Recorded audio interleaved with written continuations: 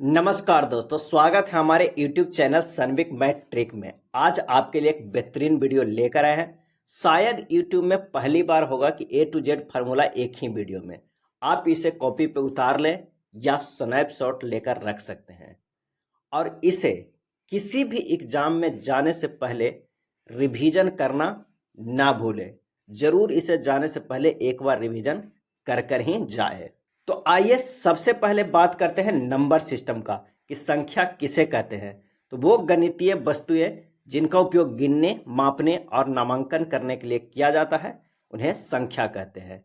0, 1, 2, 3, 4, 5, 6, 7, 8 एवं 9 को अंक कहते हैं और अंकों से मिलकर संख्याएं बनती है। संख्या को लिखने का तरीका संख्या पद्धति या संख्या प्रणाली कहलाता है। अब संख्या में एक जातीय मान होता है और एक स्थानीय मान होता है। जातीय मान यानी फेस वैल्यू, किसी अंक का जातीय मान किसी संख्या में उसके स्थान पर निर्भर नहीं करता है। उस अंक का जो वास्तविक मान होता है उसे ही जातीय मान कहते हैं।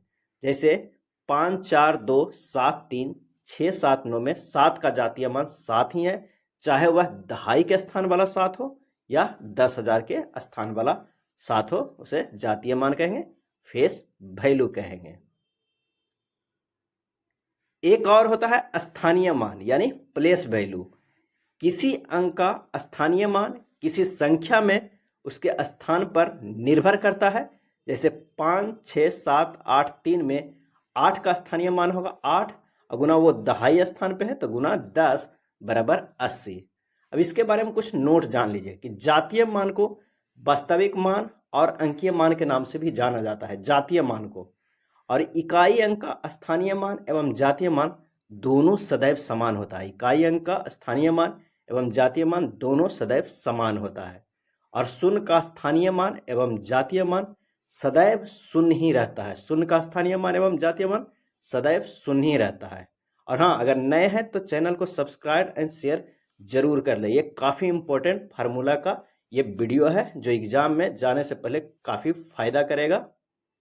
अब आइए जानते हैं संख्याओं के प्रकार कि कितने प्रकार होते हैं। तो संख्याओं के मोस्टली 12 प्रकार की होती है। कौन कौन? तो एक प्राकृतिक संख्या जो 1 से शुरू होता है और इन्फिनिटी तक जाता है उसे प्राकृतिक संख्या कहते हैं। सम संख्या 2, 4, 6, 8, 10 यानी वे जो 2 से डिविजेबल हो सम संख्या कहलाते हैं। विषम संख्या 1, 3, 5, 7, 9 जो 2 से विभाजित होने वाले नहीं हो वो प्राकृतिक संख्या विषम संख्या कहलाती है। पूर्ण संख्या जो 0 से शुरू हो और प्राकृतिक संख्या से मिल जाता हो, जो प्राकृतिक संख्या हो और शून्य से शामिल कर लिया जाता हो, उसे पूर्ण संख्या कहते हैं। पूर्णांक संख्या किसे कहते हैं? कि जब पूर्ण संख्याओं के समुच्चय के ऋणात्मक चिन्ह के साथ प्राकृतिक संख्या को शामिल किया जाए पूर्णांक संख्या कहते हैं। और भाज्य संख्या कहते हैं जो विभाजित हो उसे भाज्य संख्या कहते हैं। और अभाज्य संख्या क्या है? कि ऋण संख्या है जो वो पूर्ण संख्या है जिनके स्वयं और एक के अतिरिक्त और कोई गुणनखंड ना हो, अभाज्य संख्या कहते हैं। और सअभाज्य कहते हैं कि दो संख्याएं जिनमें एक के अतिरिक्त कोई उभयनिष्ठ गुणनखंड नहीं हो, सहअभाज्य संख्याएं कहलाती है। परिमेय संख्या कि जो वे संख्या है जो पी वाई के रूप में निरूपित की जाती हो, परिमेय संख्या हो। और अपरिमेय ऐसी संख्याएं जो परिमेय नहीं हो, अपरिमेय कहलाती है। परिमेय में √4 7/5 2/3 है। अपरिमेय √5 √7 √11 √13। और वास्तविक संख्या सभी परिमेय तथा अपरिमेय संख्याएं वास्तविक संख्याएं कहलाती है। इनका वर्ग सदैव जो हो धनात्मक होता है। और अवास्तविक संख्या कौन कौन है? तो √-6 √-5 √-29। अब आइए इंपॉर्टेंट फैक्ट देख लेते हैं कि एक ना तो भाज्य संख्या है और ना ही अभाज्य संख्या। एक ना तो भाज्य संख्या और ना ही अभाज्य संख्या। दो सबसे छोटी अभाज्य संख्या है, दो सबसे छोटी अभाज्य संख्या है। और सभी अभाज्य संख्याएं जो होती है वो विषम होती है सिवाय दो को छोड़कर। अपवाद दो एक ऐसी संख्या है जो अभाज्य भी है तथा सम भी है। और 1 से 25 तक कितनी अभाज्य संख्या है? तो 9 है। कई बार प्रश्न में पूछा जाता है 1 से 25 तक कितनी अभाज्य संख्या है? तो 9। 1 से 50 तक कितनी अभाज्य संख्या है? तो 15 है। 1 से 100 तक कितनी अभाज्य संख्या है? 25 है। ये एग्जाम में काफी काम आएगा। और एक अंक की सबसे छोटी संख्या 1 है। अब आइए एक फार्मूला काफी इंपॉर्टेंट है बोर्ड मास का, वो काफी ज्यादा अंकगणितीय व्यंजक को हल करने में सहायता करता है। बोर्ड मास व्यंजक को हल करते समय किए जाने वाले संक्रियाओं की क्रम की व्याख्या करता है, जिससे गणना करना सरल होता है। यदि किसी अंकगणितीय व्यंजक में कोष्टक हो, बड़ी कोष्ठ, मंझोली कोष्ठ और छोटी कोष्ठ, तो पहले कोष्टक को हल करते हैं, उसके बाद विभाजन, गुणा, जोड़ और घटाव की संक्रियाएं की जाती है। सबसे पहले छोटी कोष्ठ का होगा, फिर मंझोली, और उसके बाद बड़ी कोष्ठ का होगा। पहले का करो पीछे भाग, तब गुना तब जोड़ घटाव, ये काफी फार्मूला था जो बचपन में हम लोग पढ़ते थे। पहले का करो पीछे भाग, तब गुना तब जोड़ घटाव, यानी पहले का क्रिया होगा, फिर भाग का, फिर गुना का, फिर जोड़ का, फिर घटाव का। अगर एक उदाहरण है आप यहाँ पर देख सकते हैं। अगर इस तरह के बोर्ड मास को रूल लगाना है तो कैसे करेंगे, तो सबसे पहले जो है हमें ब्रैकेट वाला को हल करना होगा, और ब्रैकेट में जो दिया हुआ है 6, 4 और 3, उसे पहले हम हल करेंगे। 4 गुना 3 12 होगा, उसके बाद उसमें से 6 जोड़ेंगे तो 18 हो जाएगा, फिर उसे ब्रैकेट हटेगा तो 4 से फिर गुना करेंगे, और उसके बाद फिर हम प्रोसेस करेंगे, तो हमारा जो आंसर आ जाएगा वो आ जाएगा 2311। आप यहाँ उदाहरण से समझ सकते हैं कि बोर्ड मास कैसे यूज किया जाता है। एलसीएम एंड एचसीएफ लघुत्तम समावर्तक की परिभाषा है, 2 या 2 से अधिक संख्याओं का लघुत्तम समवर्त वह छोटी से छोटी संख्या है जो उन संख्याओं को पूरी तरह विभाजित हो जाती है। जैसे एग्जाम्पल 4, 8, 12 का लघुत्तम समवर्त 2 गुना 2 गुना 2 गुना 3 बराबर 24 हो जाएगा। 24 4 से भी डिविजेबल है, 8 से भी और 12 से। वो सबसे छोटी संख्या है जो इन तीनों से डिविजेबल है। घातांक का अगर लघुत्तम समवर्त निकालना है तो कैसे निकालेंगे, तो रूल है, जब दी गई संख्याओं का आधार समान हो तो सर्वाधिक घात वाली संख्या ही दिए गए संख्याओं का लघुत्तम समवर्त होगा। जैसे 5 के पावर 1 है, 5 के पावर 2 है, 5 के पावर 4 है, 5 के पावर 6 है तथा 5 के पावर 12 का लघुत्तम समवर्त क्या होगा, तो इसमें सबसे ज्यादा कह रहा है कि सर्वाधिक घात वाली संख्या ही होगा। तो समान आधार पर 5 है और अधिकतम घात 5 के पावर 12 है, तो लघुत्तम समवर्त जो होगा वो 5 के पावर 12 होगा। कि जब आधार समान नहीं हो तथा आधार में कोई उभयनिष्ठ गुणनखंड नहीं हो तो दिए गए संख्याओं का गुणनखंड ही लघुत्तम समवर्त होगा। दिए गए संख्याओं का गुणनखंड ही लघुत्तम समवर्त होगा। एग्जाम्पल से आइए समझते हैं कि 5 के पावर 3 तथा 2 के पावर 3 का लघुत्तम समवर्त हो जाएगा 5 के पावर 3 गुना 2 के पावर 3, यही लघुत्तम समवर्त हो जाएगा। कितना हो जाएगा लघुत्तम समवर्त, 1000 हो जाएगा। दशमलव संख्याओं का लघुत्तम समवर्त कैसे निकालेंगे, तो सबसे पहले दशमलव के बाद अधिकतम अंकों वाली संख्या का पता लगाइए। सबसे पहले दशमलव के बाद अधिकतम अंकों वाली संख्याओं का पता लगाइए। यदि दशमलव के बाद अधिकतम 2 अंक हो तो सभी अंकों में 100 गुना करके उसे पूर्ण संख्या में बदल दे। सभी अंकों में 100 से गुना करके पूर्ण संख्या में बदल दे और प्राप्त पूर्ण संख्याओं का लघुत्तम समवर्त ज्ञात करें। प्राप्त जो हुआ पूर्ण संख्या उसे लघुत्तम समवर्त ज्ञात करें। उसके बाद प्राप्त लघुत्तम समवर्त को 100 से भागा दे दे, क्योंकि आपने वहां गुना किया था।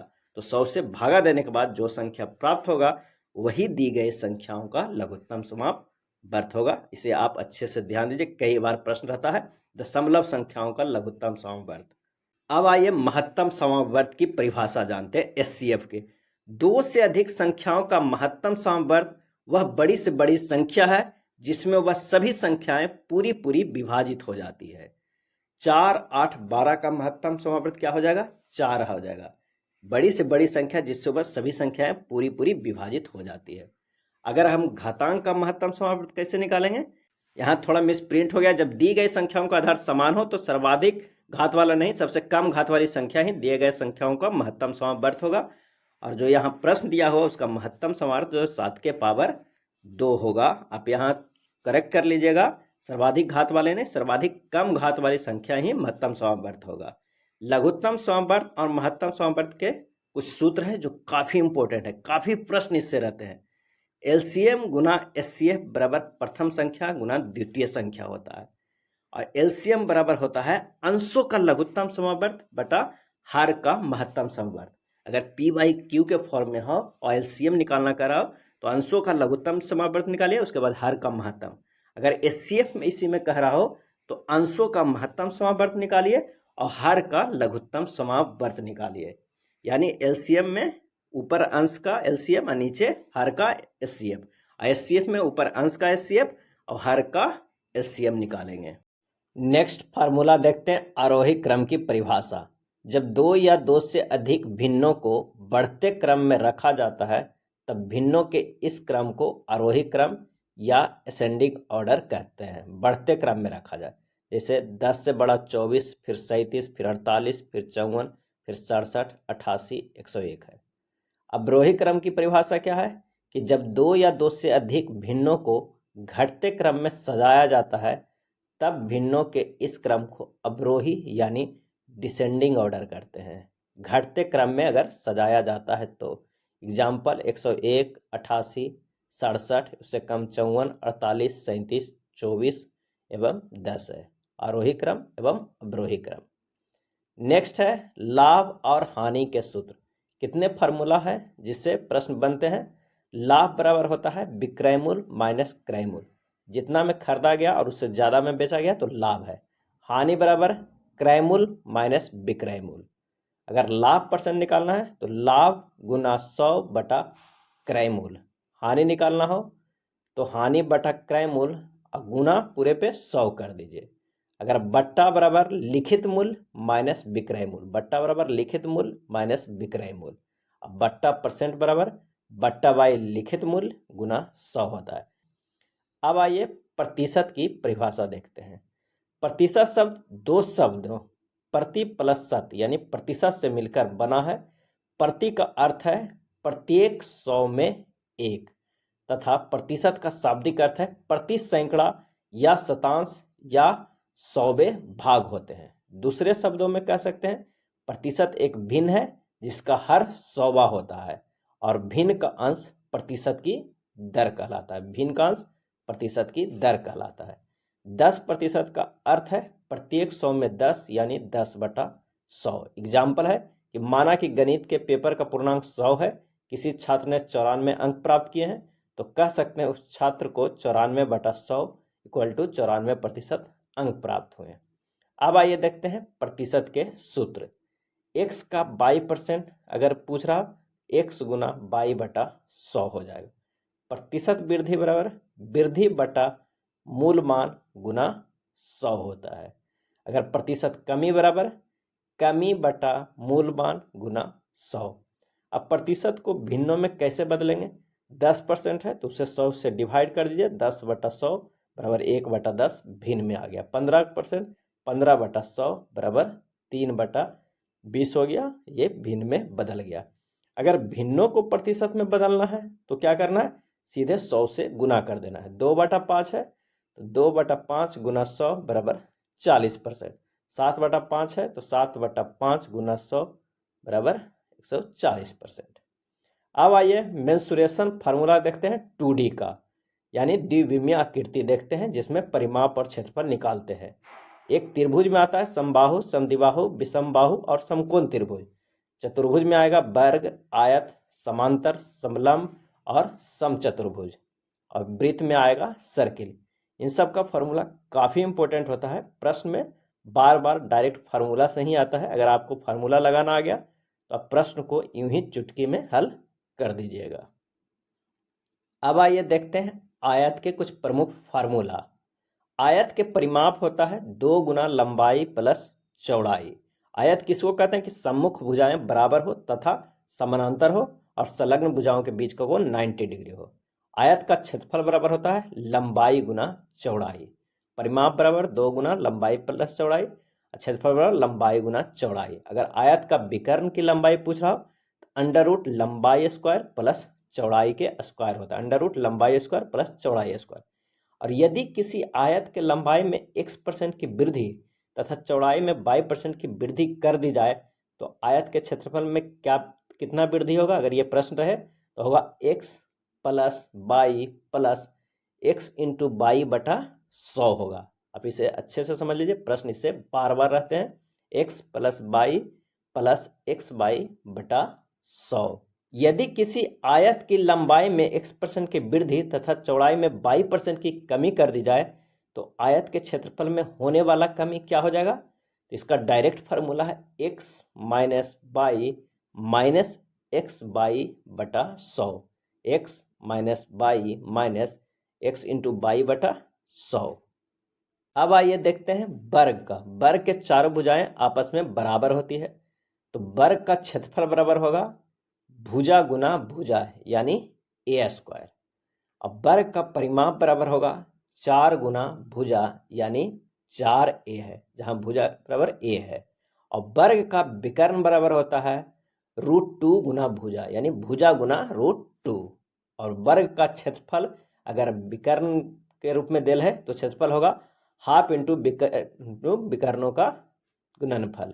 नेक्स्ट है समलंब चतुर्भुज। जिस चतुर्भुज की सम्मुख भुजाओं का केवल एक युग्म समानांतर हो उसे समलंब चतुर्भुज कहते हैं। जिस चतुर्भुज की सम्मुख भुजाएं का केवल एक युग्म समांतर हो उसे समलंब चतुर्भुज कहते हैं। समलंब चतुर्भुज यानी ट्रोपेजॉइड का फॉर्मूला है कि समलंब चतुर्भुज का क्षेत्रफल बराबर हाफ इंटू समानांतर भुजाओं का योग गुना ऊंचाई। समानांतर भुजाओं का योग गुना ऊंचाई। परिमाप बराबर होता है P बराबर A plus B plus C plus D होता है। बहुभुज पॉलीगॉन का फॉर्मूला क्या होता है आइए देखते हैं, काफी इंपॉर्टेंट है। n भुजा वाले चतुर्भुज का अंतःकोणों का योग होगा 2 into n minus 2 into 90 degree. n भुजा वाले चतुर्भुज का अंतःकोणों का योग 2 into n minus 2 into 90 degree. सम बहुभुज के प्रत्येक अंतःकोण होता है n माइनस 2 बटा 2 इंटू 180 डिग्री। n माइनस 2 बटा 2 इंटू 180 डिग्री। और n भुजा वाले बहुभुज के बहिष्कोण का योग कितना होता है? 360 डिग्री होता है हमेशा। n भुजा वाले बहुभुज के बहिष्कोणों का योग 360 डिग्री होता है। और बहुभुज के कुछ अंतःकोणों का योग जो होता है वो n माइनस 2 इंटू 180 डिग्री होता है। n माइनस 2 इंटू 180 डिग्री होता है। और n भुजा वाले सम बहुभुज का प्रत्येक अंतःकोण होता है 2 इंटू n माइनस 2 इंटू 90 बटा n होता है। 2 इंटू n माइनस 2 इंटू 90 बटा n होता है। और n भुजा वाले नियमित बहुभुज के विकर्णों की संख्या होगा n इंटू n माइनस 3 बटा 2। n इंटू n माइनस 3 बटा 2 n भुजा वाले नियमित बहुभुज के विकर्णों की संख्या है n इंटू n माइनस 3 बटा 2। अब आइए वृत्त सर्किल का फार्मूला देखते हैं। वृत्त का क्षेत्रफल बराबर होता है पाई आर स्क्वायर। वृत्त का क्षेत्रफल बराबर होता है पाई आर स्क्वायर। और वृत्त की परिधि बराबर होता है 2 पाई आर।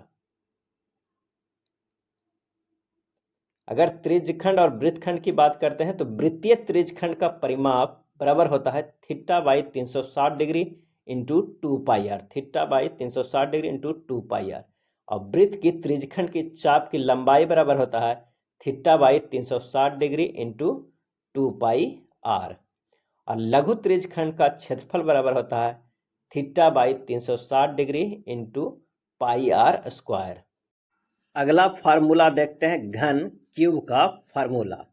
घन का आयतन बराबर होता है भुजा गुना भुजा गुना भुजा इक्वल टू ए क्यू होता है। घन का आयतन बराबर ए क्यू। घन का परिमाप बराबर होता है 4 गुना ए स्क्वायर 4a स्क्वायर। घन के संपूर्ण पृष्ठ का क्षेत्रफल, घन के संपूर्ण पृष्ठ का क्षेत्रफल 6a स्क्वायर 6a स्क्वायर। घन के विकर्ण बराबर √3 गुना भुजा। घन का विकर्ण बराबर √3 गुना भुजा। घन का परिमाप 4a स्क्वायर। घन का आयतन a क्यूब। घन का संपूर्ण पृष्ठ का क्षेत्रफल 6a स्क्वायर। घनाभ क्यूबिड का फार्मूला। घनाभ का आयतन बराबर होता है L into B into H. घनाभ का आयतन बराबर L into B into H. घनाभ का परिमाप बराबर 2 into L plus B into H. घनाभ के संपूर्ण पृष्ठ का क्षेत्रफल बराबर 2 into L B plus B H plus H L. घनाभ का विकर्ण बराबर √L square plus B square plus H square. विकर्ण बराबर √L square plus B square plus H square.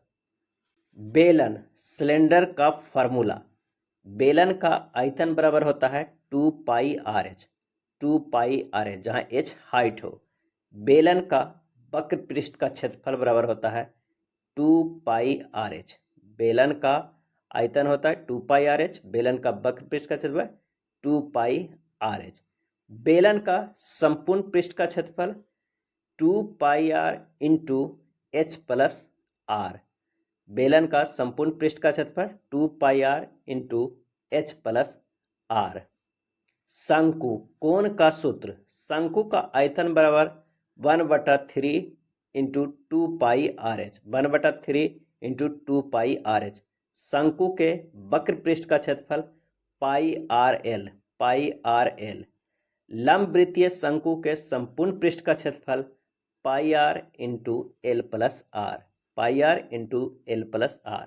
शंकु का आधार का क्षेत्रफल पाई आर स्क्वायर, शंकु का आधार का क्षेत्रफल पाई आर स्क्वायर। शंकु का आयतन 1/3 इंटू 2 पाई आर एच। गोला स्फेयर का फार्मूला, गोले का वक्र पृष्ठ का क्षेत्रफल 4 pi are square, 4 pi are square. गोला का आयतन 4/3 पाई आर क्यू, गोले का आयतन जो होता है 4/3 पाई आर क्यू।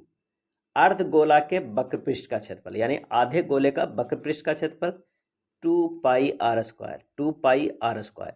और किसी अर्धगोला के संपूर्ण पृष्ठ का क्षेत्रफल होता है 3 पाई आर स्क्वायर, किसी अर्धगोला के संपूर्ण पृष्ठ का क्षेत्रफल 3 पाई आर स्क्वायर। घन में सबसे बड़े गोले का आयतन 1/6 ए क्यू, घन में सबसे बड़े गोले का आयतन 1/6 ए क्यू। अब आइए कुछ सरलीकरण का फार्मूला देख लेते हैं, काफ़ी इंपॉर्टेंट है, अलजेब्राइक फार्मूला है। a प्लस बी के होल स्क्वायर बराबर होता है A square plus 2ab plus B square, A square plus 2ab plus B square. और a माइनस बी के होल स्क्वायर बराबर होता है A square minus 2ab plus B square. A square minus B square बराबर होता है a plus B into A minus B, यानी एक बार जोड़ देना है, एक बार घटा देना है। A square minus B square बराबर a प्लस बी के होल क्यूब बराबर होता है A cube plus B cube plus 3ab into A plus B. A minus B cube बराबर होता है A cube minus B cube minus 3ab into A minus B.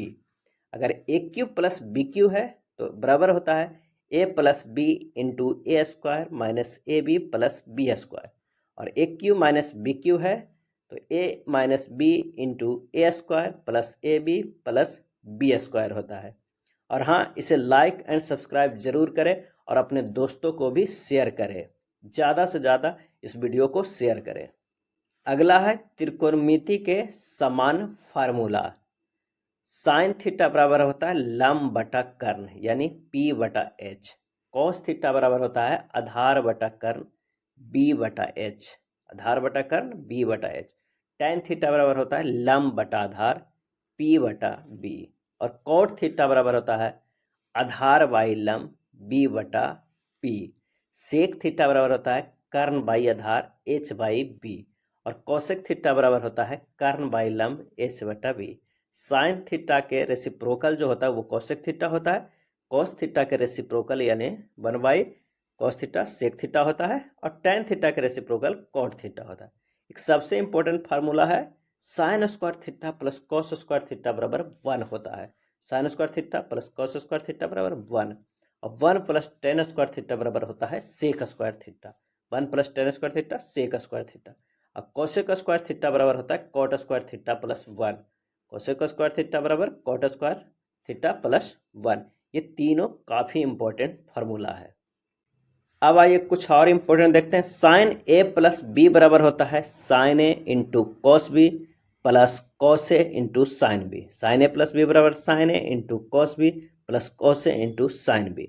और sine A minus B बराबर sine A into cos B minus cos A into sine B. Cos A plus B बराबर क्या होता है cos A into cos B minus sine A into sine B. Cos A plus B बराबर cos A into cos B minus sine A into sine B. और cos A minus B बराबर होता है cos A into cos B plus sine A into sine B, cos A into cos B plus sine A into sine B. Tan A plus B बराबर, tan A plus B बराबर होता है tan A plus tan B बटा 1 minus tan A into tan B, tan A plus tan B बटा 1 minus tan A into tan B. अगर tan A minus B का formula की बात करते हैं तो tan A minus tan B बटा 1 plus tan A into tan B होता है। कॉट ए प्लस बी बराबर होता है cot A into cot B minus 1 बटा cot B plus cot A, और कॉट ए माइनस बी बराबर फार्मूला होता है cot A into cot B plus 1 बटा cot B minus cot A, cot A into cot B plus 1 बटा cot B minus cot A. Sine 2 theta बराबर होता है 2 sine theta into cos theta, sine 2 theta बराबर 2 sine theta into cos theta, और cos 2 theta बराबर था 1 minus 2 sine 2 theta, 1 minus 2 sine 2 theta, और tan 2 theta बराबर होता है 2 टेन थीटा बटा 1 minus tan 2 theta, tan 2 theta बराबर था 2 टेन थीटा बटा 1 minus tan 2 theta. Sine 3 theta बराबर, कई बार ये सब रहता है सिंप्लीफिकेशन करने के लिए, साइन 3 थीटा बराबर 3 sine theta minus 4 sine 3 theta, sine 3 theta बराबर 3 sine theta minus 4 sine 3 theta. Cos 3 theta बराबर cos cos 3 theta minus 3 cos 3 theta. Tan 3 theta बराबर 3 tan theta minus tan 3 theta बटा 1 माइनस 3 टेन 2 थीटा, और cos 3 theta बराबर 4 cos 3 theta minus 3 cos theta. Sine A into sine B, sine A into sine B बराबर होता है half into cos A minus B minus cos A plus B. अगर cos A into cos B पूछ दिया जाए तो half into cos A minus B plus cos A plus B. Sine A into cos B बराबर half into sine A plus B plus sine A minus B होता है। अगर cos A into sine B पूछ दिया तो half into sine A plus B minus sine A minus B. ये चारों sign A into sine B, cos A into cos B, sine A into cos B और cos A into sine B काफ़ी ज़्यादा महत्वपूर्ण है। Direct formula पूछ देता है इन चारों में से कि sign A into sine B का कौन सा होगा, और चारों चॉइस रहेगा। अगला है sine A plus sine B बराबर होता है 2 साइन ए प्लस बी बटा 2 into cos A minus B बटा 2। अगला है ट्रिगोनोमेट्री टेबल। ट्रिगोनोमेट्री टेबल, इसकी सहायता से आप किसी भी डिग्री का मान निकाल सकते हैं। इसे अच्छे से याद कर लीजिए। जैसे साइन 0 डिग्री का मान 0, साइन 30 डिग्री का मान हाफ, साइन 45 डिग्री का मान 1/√2, साइन 60 डिग्री का मान √3/2, साइन 90 डिग्री का मान 1 होता है। इसी तरह कॉस के और tan को याद रखें, कम से कम 90 तक तो याद रखें। लेकिन अगर इस टेबल को देखिएगा तो आप एक सीरीज समझ सकते हैं, उसी तरह एक पैटर्न पे है, इसे याद करना काफ़ी आसान है। अगला है ट्रायंगल। ट्रायंगल में आप देख सकते हैं क्या हो सकता है कि त्रिभुज यदि ए बी तथा सी क्रमशः पहली दूसरी और तीसरी भुजा की लंबाई हो तब एस बराबर यानी अर्ध परिमिति बराबर होता है A plus B plus C बटा 2, और क्षेत्रफल बराबर होता है √s into S minus A into S minus B into S minus C. अगर समकोण त्रिभुज होती, यदि त्रिभुज समकोण हो तो क्षेत्रफल बराबर हाफ गुना आधार गुना ऊंचाई होता है, हाफ गुना आधार गुना ऊंचाई होता है अगर समकोण त्रिभुज हो तब। अगर समद्विबाहु त्रिभुज की बात करें तो यदि त्रिभुज समबाहु हो तो क्षेत्रफल बराबर √3/4 इंटू भुजा के स्क्वायर। अगर समबाहु त्रिभुज हो तो त्रिभुज समबाहु तो क्षेत्रफल √3/4 इंटू भुजा के स्क्वायर। ए भुजा वाली समबाहु त्रिभुज के अंतवृत्त की त्रिज्या अगर पूछे तो a/2√3 होगा, और परिवृत्त की त्रिज्या पूछे तो a/√3 होगा। अंतवृत्त की त्रिज्या a/2√3 और परिवृत्त की त्रिज्या a/√3 होगा। अब आइए देखते हैं माध्य, माध्यिका, बहुलक का मीन, मीडियन, मोड का फार्मूला। माध्य बराबर होता है आंकड़ों का योग बटा आंकड़ों की संख्या, आंकड़ों का योग बटा आंकड़ों की संख्या। माध्य बराबर सिग्मा x/n होता है। आंकड़ों का पूरा का योग कर लेंगे और जितनी संख्या में आंकड़ा दिया हुआ है उसको डिवाइड कर देंगे उससे। माध्यिका बराबर होता है आंकड़ों के समूह के मध्य का वह मान जो संपूर्ण वितरण को 2 बराबर भागों में विभक्त करता हो, उसे माध्यिका कहा जाता है। आंकड़ों के समूह के मध्य का वह मान जो संपूर्ण वितरण को दो बराबर भागों में विभक्त करता है उसे माध्यिका कहा जाता है। आरोही या अवरोही क्रम में व्यवस्थित किया जाए तो लगभग बीच का मान जो होता है वो माध्यिका होता है।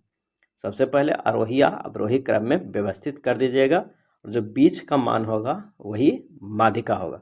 अब बीच के मान या तो जो व्यवस्थित किया गया या तो ऑड में आएगा या इवन में आएगा। तो उसके लिए फार्मूला है कि जब आंकड़े विषम संख्या हो तो माध्यिका बराबर होता है n+1/2 वा पद, n+1/2 वा पद।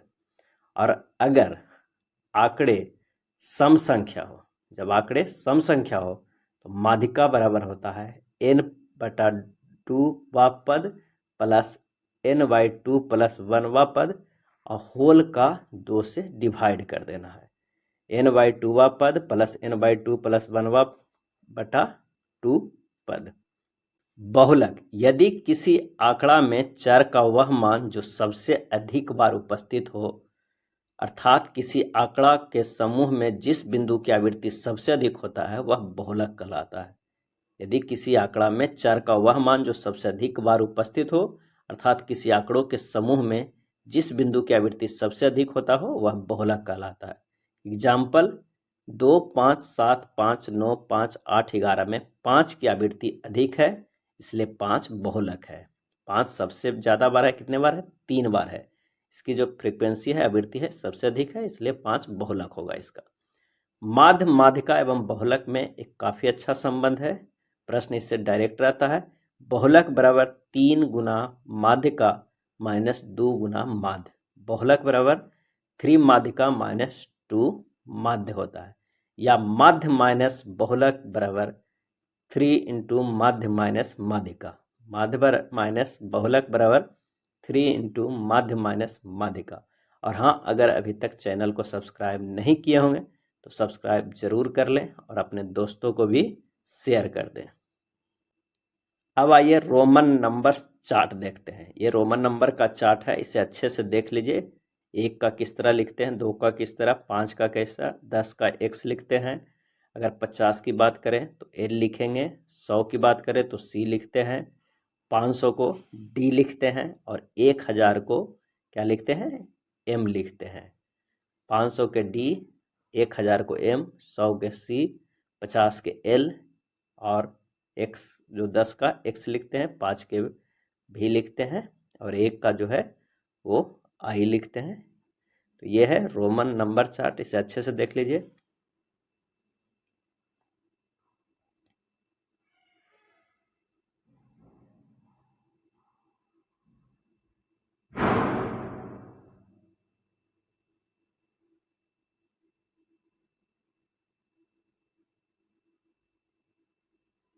कुछ इम्पोर्टेंट नोट्स है। अगर v के पावर 12 हो तो 5 गुना 1000 हो जाएगा। x के पावर 12 हो तो 10 गुना 1000 हो जाएगा। m के पावर 12 हो 1000 गुना 1000 हो जाएगा। अगर किसी भी संख्या पे 12 हो तो वो 1000 से गुना हो जाता है। और IXCM को 3 बार रिपीट कर सकते हैं। IXCM को 3 बार रिपीट कर सकते हैं, जबकि VLD रिपीट नहीं कर सकते हैं। VLD रिपीट नहीं होता है, IXCM ही रिपीट हो सकता है 3 बार। VLD कभी रिपीट नहीं होता है, ये ध्यान रखिएगा। और किसी संख्या पर अगर बार लग गया हो तो 1000 से गुना हो जाएगा रोमन नंबर में। अब समय दूरी फार्मूला देख लेते हैं। समय बराबर होता है चाल बटा दूरी। समय बराबर होता है चाल बटा दूरी। नोट है, यदि चाल किलोमीटर प्रति घंटा से मीटर प्रति सेकंड में बदलने के लिए क्या करना होगा? 18/5 से गुना करते हैं। चाल को अगर किलोमीटर प्रति घंटा को मीटर प्रति सेकंड में बदलने के लिए 18/5 से गुना करते हैं। और यदि चाल मीटर प्रति सेकंड से किलोमीटर प्रति घंटा में बदलना हो तो 5/18 से गुना करते हैं। किससे? 5/18 से। औसत चाल बराबर होता है कुल दूरी बटा कुल समय। औसत चाल बराबर कुल दूरी बटा कुल समय। जब दूरी स्थिर होती है तो औसत चाल 2x/y बटा x + y, जहाँ x और y 2 चाल है जिस पर समान दूरी तय की जाती हो। औसत चाल बराबर 2x/x+y, जहाँ x और y दो चाल है जिस पर समान दूरी तय की जाती है। और जब समय स्थिर होती है तो औसत चाल x+y/2, जहाँ x और y दो चाल है जिस पर समान समय में दूरी तय की जाती हो। जब समय स्थिर हो तो औसत चाल x+y/2, जहाँ x और y दो चाल है जिस पर समान समय में दूरी तय की जाती है। और x और y दो चाल है जिस पर समान दूरी तय, तो 2x/x+y था।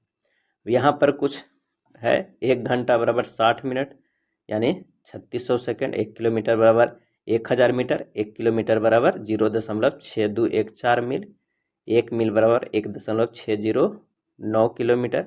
ये याद कर लीजिएगा, ये चार्ट है। 1 यार्ड बराबर 3 फीट, 1 फीट बराबर 12 इंच। और देख लीजिए किलोमीटर पर घंटा को मीटर पर सेकंड से करने के लिए क्या कर रहा है,